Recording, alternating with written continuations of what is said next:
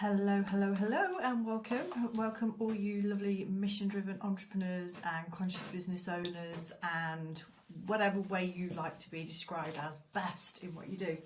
So today, we've been talking quite a bit recently, people asking me questions about, what constitutes a mission and how do you put it together, and kind of like what do you mean in terms of like purpose and how it all fits up in terms of packaging and marketing and selling and all these different things. So I thought what we'd do is just quick run through to get everybody like crystal clear on what that actually means. So you'll notice we put your mission matters, and I want to kind of speak to that to begin with. So how I look at it in the world is we just need to look back at our history, and we just need to look back at things that are going on today, and we know that as conscious individuals things aren't really as good as they could be or maybe should be, and we are there as people, as mission driven entrepreneurs, because we want to make a difference. We want to create some impact. It might be transformation, it might be a sustainable brand, it might be you're a healer, it might be that you teach or train on particular topics. It's just really that there is something inherent in you that wants to make a difference. So your mission really does matter, because if you don't do it, if we don't help you or anybody else help you activate it, elevate it, accelerate it, then you are not really putting out there the fullness of the mission that you've got to offer. So for me personally, as this is Mission HQ and this is what we're pretty obsessed with, then it's really paramount that your mission matters and that you matter, and the difference you can make is really important. So that's the first thing I want to kind of really highlight with that is just like how important this is. So let's say that now you recognise that and you go, yeah, I've got a lot of confidence and faith and ability in what I can do to make a difference. Let's look at this piece. So the why part will mostly come from your past. So for most people that I've met, which is thousands and thousands of entrepreneurs around the planet, that deep purpose, that passion, that why, that calling, that drive, that magnetic pull, it usually comes from their experiences in their life so far. So most of the time as well, I will say this, it's not always coming from nice stuff as well. Sometimes these past things can come from traumatic experiences, things you've observed, things you've witnessed, things you've read about, you've seen, you've heard, you've been connected to. There's some shape or form that will have impacted you personally. And that really what gives it that magical spark, because it's inside you and it's really moved you. So your past is most likely going to be some kind of eclectic mix of things that you've learned and people you've met and things you've experienced and things you like and things you don't like. Discernment is equally as important to really put a little circle thing around there and things like, okay, this is what I dislike, and this is what I love, we can have like a descending scale going across. So that past is really going to be important. Now, the way it kind of correlates into the present is where you are in terms of delivering on that mission. And really, if we want to look at that in black and white, it's hard facts, cold data. So that could be measurements such as impact and income. So impact would be, how many people am I delivering this to per year? Impact is usually defined by how many people you get it to, what that looks like. So for example, some person that's like really into content marketing, they might be looking at their impact based on views, so therefore they want to be looking for thousands and hundreds of thousands and maybe into the millions, whereas somebody else might go, well, actually I do really deep work and I only work with 5 people a year, but those 5 people maybe head up big companies or they're out there being those influencers or whatever, and therefore my work is direct to somebody, but it has a ripple effect. So impact can be measured in a variety of different ways, providing it's just accurate to your mission in context.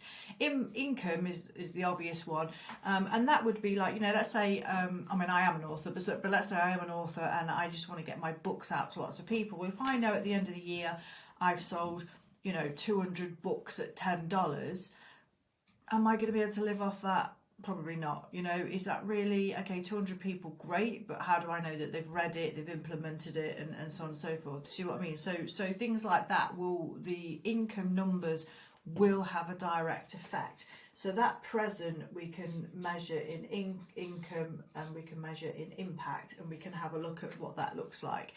This is going to then lead us to look at the future and what those goals are and how we can elevate them, how we can bring them up.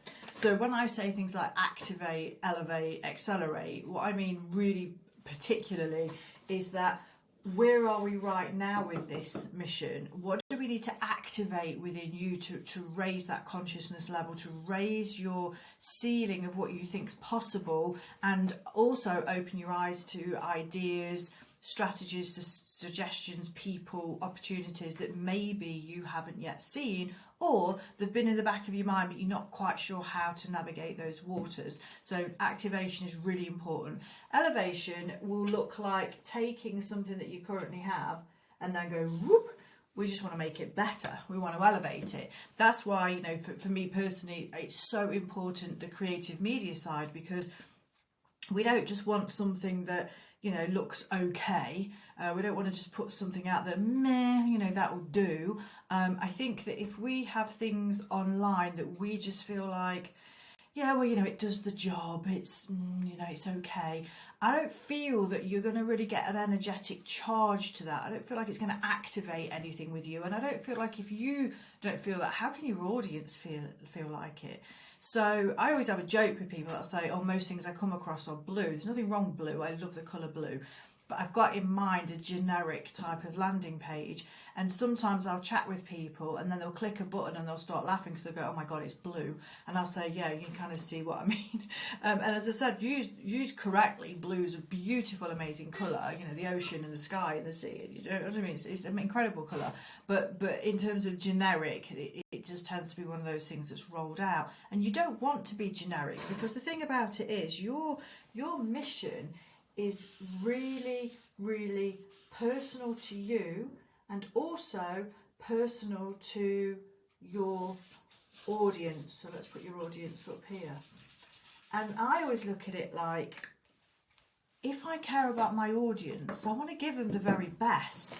I don't want to give them the worst. I don't want to give them, well, that's okay, that will do. I want to show up for them in the best way possible. So for creative media, when we look at things like branding, web, film, images, words, it's really important to deliver the best you can. Now, I am going to acknowledge budgets here, because I can understand somebody saying to me, Annette, yeah, but that's okay, I don't have a budget of 100,000 to spend on design. I might only have 5,000, 2,000, 10,000, whatever the budget you may or may not have for something.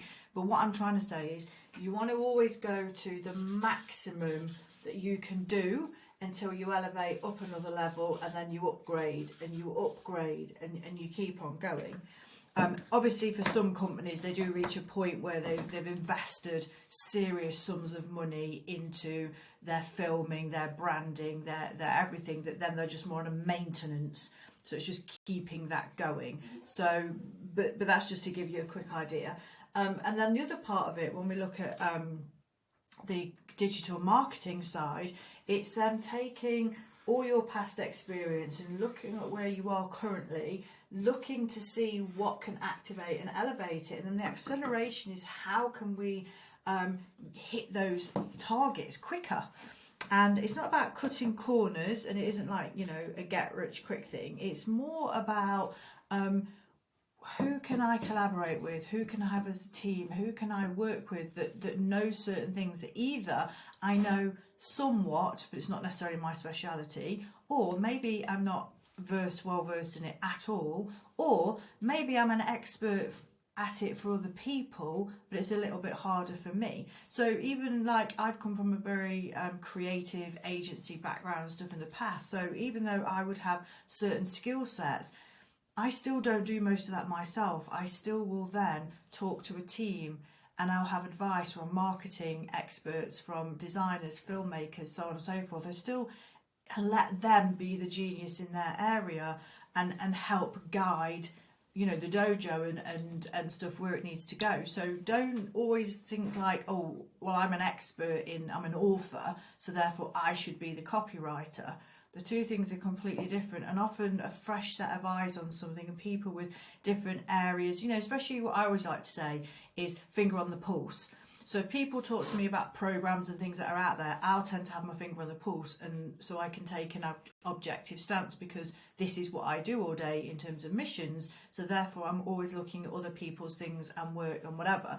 And we do that because it's good to be able to, if people come to me and say, oh, I've got a program by such and such, I'll go, great, we can utilize that for such, you know, for whatever particular part they get to. But maybe they bought that program a little bit premature, maybe they're not quite there yet with what they need to it. So I do that because it's really, really important to me from a collaboration perspective, is that, you know, you want to have different sets of information from different sets of experts, but it's about ordering them in the right way from an elevation and an acceleration perspective. So this all comes from your purpose, so your big why, you know, your mission, what you love to do, what your past is, where your present is, and where you want to go for the future. So if we look at actually, you know, crafting, so sometimes people say to me, you know, when you say missions, what do you mean exactly? So the easiest way to talk about it when we craft it, and I've broke it up here into three major sectors, and then we're going to move on to positioning afterwards. So crafting the mission is highly personal, and that can be something you share with your audience, which is a great thing to do. Or if you want to keep it as a personal reference point that you can utilize and you can read and you can have your screen. So for example, I will often make a screen saver with a certain thing that I'm working on, so that I've always got that. You know, I like visual cues, reminders. We do something called quantum intent. I'm really into all that kind of setting, so that from a universal energy perspective, it's, you know, that energy flows where attention goes. Part a lot of Michael Beckwith teachings there in terms of, you know, what you want to create and manifest and where your energy is. That's why a lot of times you'll hear me say most entrepreneurs are too scattered. I talk to people who are off here, off there, off, but it's too much. Their energy is just too wild. It has to be brought in, because the thing is, for a mission, it doesn't mean we don't want you being creative or innovative or not coming up with ideas. It just means that there's got to be a place for that, and then there's also a place for action taking in a much more disciplined, strategic manner, else you won't get the results that you truly want. So crafting the mission is often just about sitting down and writing, handwriting or typing, and looking at your journey and coming back to why it's so important to you. One of the things in terms of when people ask, you know, what you stand for, what your values are, what your beliefs are, where, you know, where you are in the world, it's really, really about taking ownership of that. So when you craft the mission, you really want to take ownership. Now, I don't know about yours right now, because I'm not sitting talking and going through your particular mission. But if I look at some of the fundamental foundations that the dojo is built on, one is because I know and believe through experience that inside a dojo as a sacred space, it can help you have what I would call galvanize that kind of warrior spirit in Bushido to be a successful entrepreneur, because you're going to have a lot of inner strength, inner characteristics and things to take you all the way through this ride. And so therefore for me, that was a huge essence of it. But more importantly, the consciousness is a thing. So we're, conscious business specialists, because it's more important to me to help people design consciousness based businesses than it is capitalistic based. I'm not interested in that model. I'm interested in conscious business models because of what that can do for the planet, what it can do for people, what it can do for animals. So then it's really important for me to come to my next thing. We tend to be more sort of spiritual rather than religious. Religious to me is a construct. So there's lots of constructs in our society, things like governments, education, religions, and so on and so forth. I'm not here to talk anybody in or out of anything. This is again going back to your inner calling and your inner vision of what you see. So I tend to be, easy to get on with people that have a little bit more a similar value alignment in that, so that they're interested in raising the consciousness of themselves, of the planet, of the people that are around, and so on and so forth. And then the final caveat for me being vegan is like a lot of times nowadays people break that up into veganism and plant-based, and they do that because they feel that veganism is like hardcore militant people that are into animal rights and plant-based is a lifestyle choice. I disagree with that, because at the end of the day it's both. You're making a lifestyle choice because you know it's healthier for the body, but if you rule out the fact that you're not also doing it for the animals and that you're doing it because you don't agree with people raising, murdering, killing, slaughtering and then eating dead flesh, that you're missing the point, because your consciousness isn't attached to it. You're doing it for a selfish reason. So for example, in my athletic days, you met people that go, oh yeah, I'm vegetarian because I think it's better for my health. Now I think it's great that we have more and more and more athletes who are top of their game, and yet they will identify as vegan. So I saw a picture today actually, which I didn't even know, that the last Wimbledon that just happened, the two men's finalists were both vegan. That to me was wildly exciting because, and I'm not really a tennis fan, but because I love to see athletes at the top of their game. David Hay, former world heavyweight boxer. You've got people like Lewis Hamilton, and there's tons of people in different athletic backgrounds that are proving that by being vegan, they're showing that they're a conscious individual. They want to do the right thing, but they also understand that being plant-based is actually better for the body. Now, I want to bring that back into consciousness. So in a consciousness perspective, the whole lightening of the self, the whole lightening of the physical body, and this is the thing about activate, elevate, accelerate, all those things are part and parcel of that journey. Now, some people, it doesn't really matter where they are, it's more important where they want to get to. So this is the thing, it's not about judging anybody, but what I'm trying to get across is you have to stand and take ownership for your mission and what you stand for in that, what are your core values and beliefs. And you're going to have to come out with them and speak about them, and know that obviously some people aren't going to agree with you, some people aren't going to like you, some people are just going to go, oh, what a load of rubbish, or roll their eyes at it or whatever and walk on, and that's absolutely fine.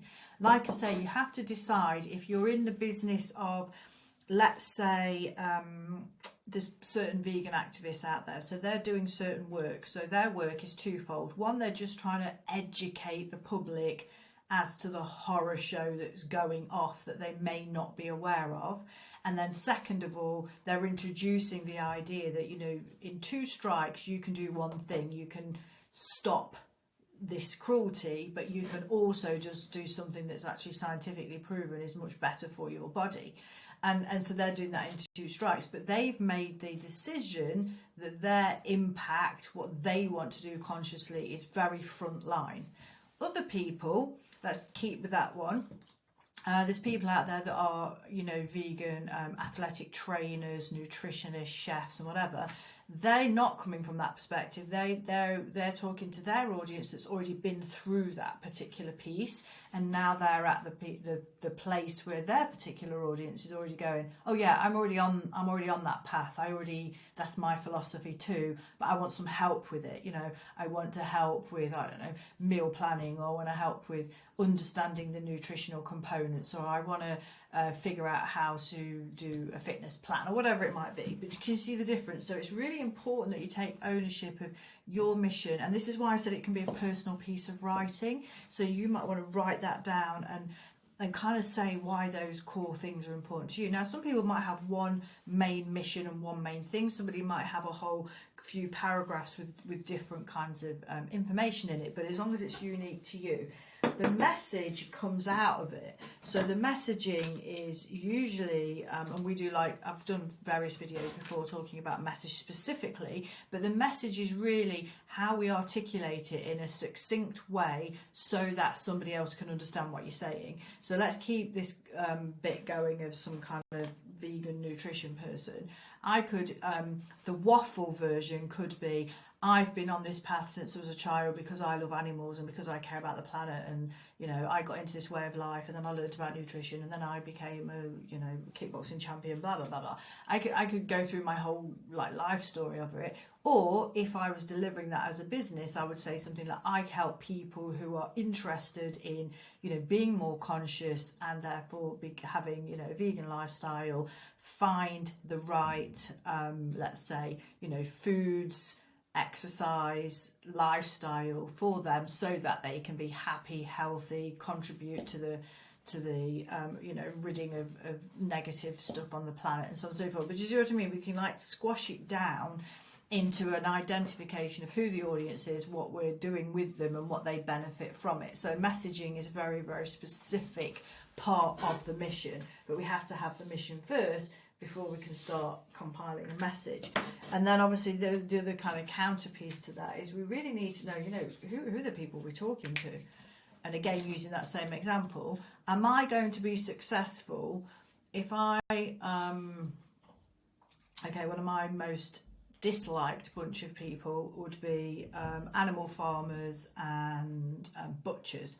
So would I have that particular business, and would I go and approach those people if they wanted to come and read my book, do a course, do a program, do an event with me? Probably not, because they're going to argue the toss with me, and then they're going to argue that no, it's fine, this is what we've always done, we breed them, blah blah blah blah blah. They're not going to be participating, are they? So they're not my audience. So this is really, really important. You figure out who isn't your audience and who is your audience, and then who definitely is. So taking that same example again, we want to look at people who are maybe new into it and are trying to figure it out, or maybe people that have been in it a while and they're a little bit jaded and they want some help and support.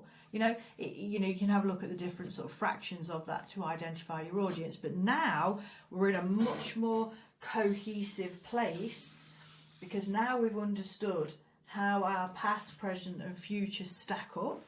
We've understood, you know, why we do what we do, what our purpose is, and we've understood how to position it so that we can get these results that we want. And last but not least is now the sharing and offering part. This is where most people then get stuck. They often do those two pieces averagely okay, and that's the point of working with other people, because you want to have them amazingly excellent, super clarity, super clear, super compelling, super focused in your head, so that you're really laser focused with it and you're confident. That's a key thing, confidence. And now we go back down to this sharing and offering. There's two pieces to that. Again, that's why they're in two words. So sharing what you do and offering what you do are two completely different things. So sharing is things like PR, content marketing, social media, videos, groups, emails, DMing, texting, whatever. Any way that you are sharing information, you're sharing about you, you're sharing about what you do, you're sharing how you help people, you're sharing what benefits that person gets from you, or a company gets from you, or whatever your particular offer is. Now, when we get to offering, this is typically called the marketing part, and that's typically called the sales part. So marketing is utilizing different mediums and vehicles to get your message out there to the right audience in the right way at the right time.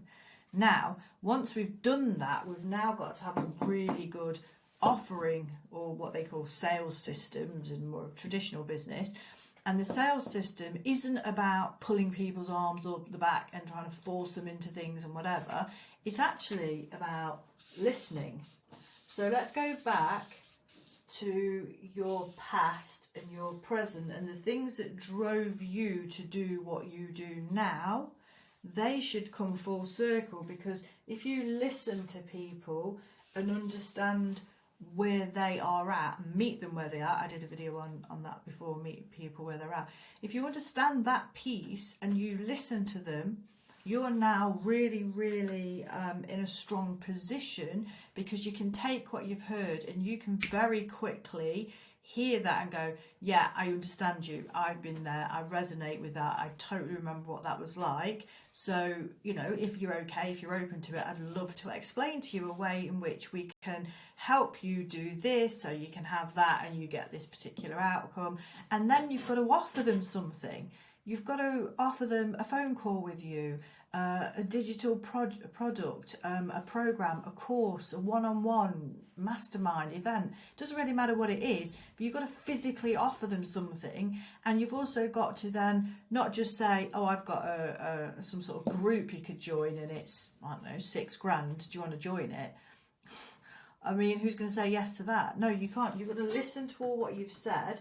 Go back to your sharing, what you shared, and then you've got to marry it back up. I think it's a really important step that people, and I use the word marry on purpose, because you've got to marry up your listening to your offer, so that somebody can go, oh, I can see how if I work with you on this particular thing, you're going to help me with whatever those things are, so that I can get this, which is the outcome, the desire I want. And then when I have that, this is what I'm going to get from it. There's always multiple parts to it. Too many people will get excited and have phone calls. And if I check in on people and go, how's it going? What's that? And they'll be like, oh, you know, I've not made any sales or whatever.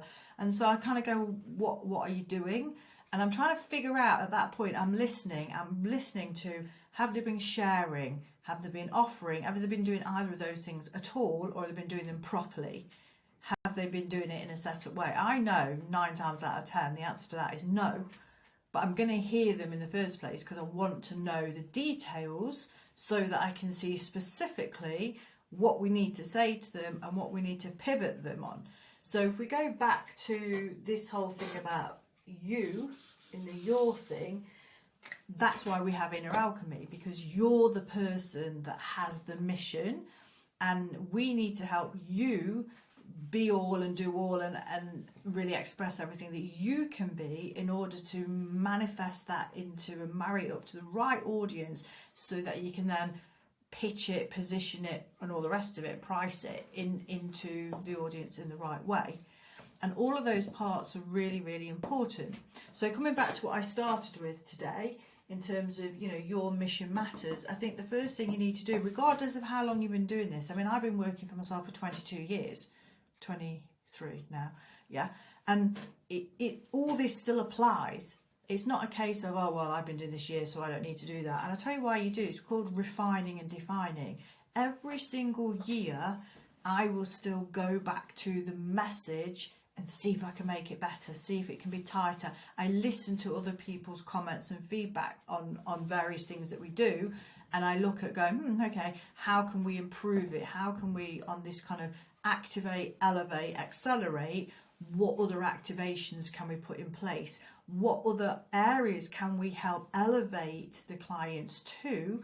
And then also on the accelerate, what other steps, what other, you know, like I put a post out the other day about SOPs, you know, in terms of standard operating procedures. I want to change the name, it's not standard, or it sounds boring.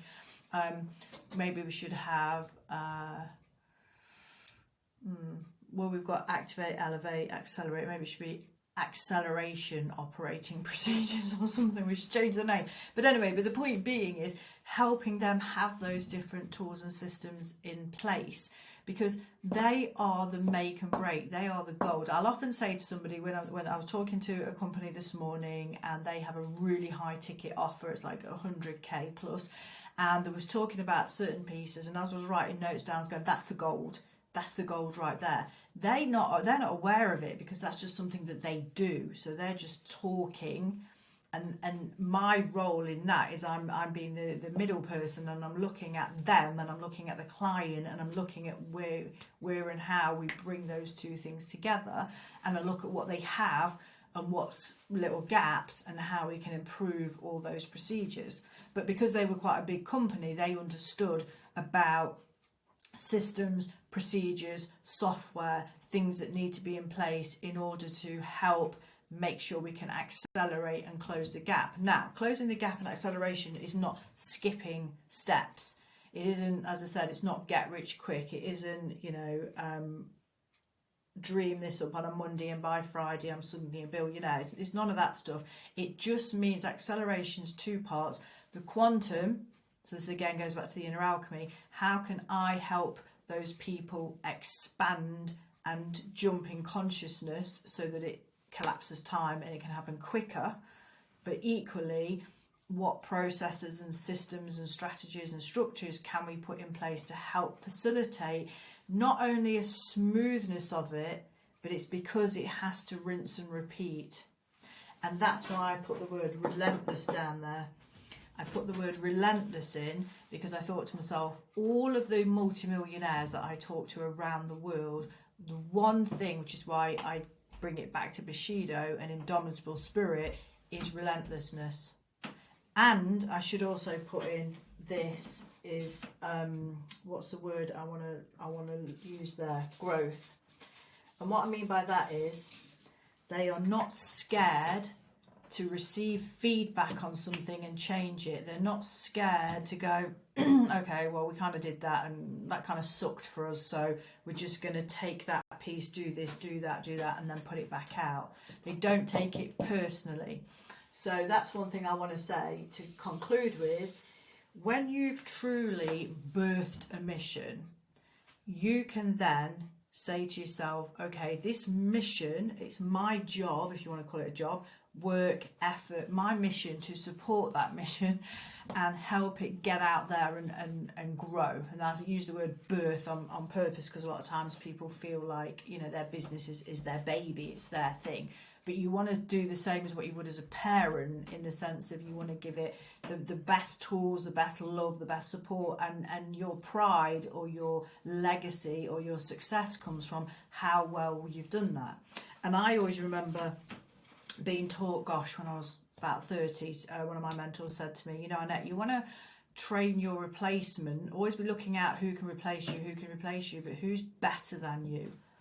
And that, I think, is a really smart entrepreneurial mindset to have.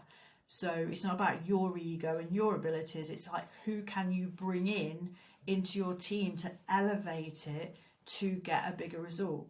Now, don't get me wrong. If you come into us, as an example, as, let's say, a one-man band, and you're saying, okay, I just want help on how I can create this into that, into the other, which will give me X lifestyle, and through my work that's got the ripple effect, and I have no desire to have a team, to be making billions of dollars, millions, whatever it might be, there is absolutely nothing wrong with it. That is your mission, because the point being is for me, is making sure the person has reached the highest level of their mission, because it's theirs, and every single one of them is important in their own way. And also, they're all very, very personal to what that person wants to create in terms of lifestyle. So I'm sure you can see with all of this, it looks complicated, and it's kind of one of those things that it's simple and some complexity in it. But first and foremost, we want to start off with, what your mission is. The why comes from both you and why that mission matters. And you want to think about, okay, so if I was to reach this many people per year with this particular mission, what, in terms of the world transformation, acceleration, ascension, consciousness, whatever, what would that benefit the planet with?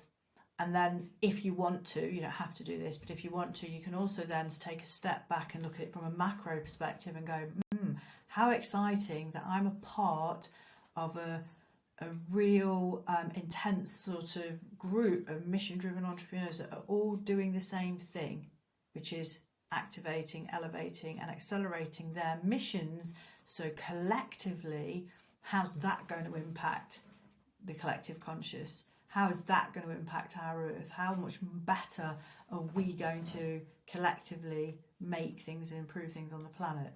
Now, for somebody like me, that's the kind of the bigger driver, because I'm always looking at how can that mission fit in, how can they collaborate, how can it get, you know, bigger and better and so on. Not necessarily just from an income perspective, but income, as I say, because income and impact are measurables, we have to have data, and we need the data to measure and understand where we're at and where we want to be. Now, somebody, like, go back to the author thing with the 200 books, maybe somebody's like going, yeah, but if I get the 200 books to 200 of the very best people that would do something with that book, then I'm done.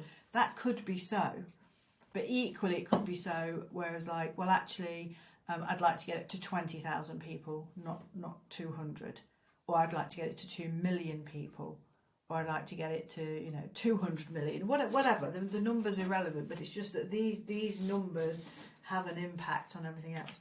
So I hope that you found that useful. As ever, if you've got any questions, you want to talk to a mission strategist, somebody that really understands missions and can help you figure out where you're at and what other kind of options and potentialities and, you know, suggestions that we could possibly offer you, I really invite you to book in with us and have a conversation. These conversations are purely a conversation. We don't know you, and you don't, well, you know us a little bit, but you don't know us super well yet. So we have to obviously go through a conversational point, and it might be that some people are ready to get started and do something right now. Somebody might be a couple of months off. It all depends where you're at in the mission and where you're at with budgets and what it is that you want to do. So a conversation is a conversation, and a mission strategist is going to sit down and go through that conversation with you, and then we'll give you some pointers. We always want to make sure that there's the value in there, so that you leave the call really excited with something. There is a takeaway. That's really, really important to me. I really don't like the idea of for any of us going onto a call where we're just thinking, oh my God, this is going to be a pitch fest from start to beginning.